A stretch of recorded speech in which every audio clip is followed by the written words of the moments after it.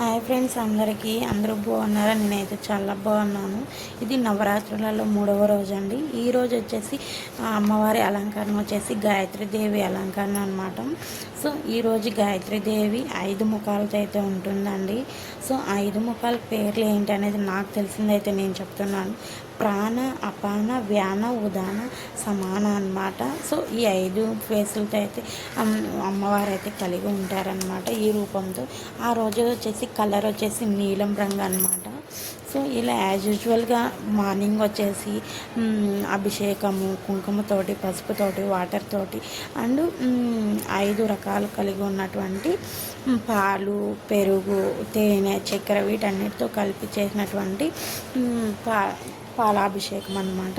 As యూజువల్గా హారతి అయితే ఇస్తున్నారు. అదేవిధంగా నైట్ వచ్చేసి కుంకుమ పూజ కూడా ఉంటుందండి. తర్వాతకి ఇలాగైతే కనుక బతుకమ్మ అయితే ఆడతారనమాట.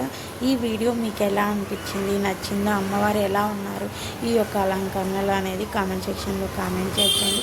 మీకు ఈ వీడియో నచ్చినట్లయితే ఓం శ్రీ మాత్రే నమః అని చెప్పి కామెంట్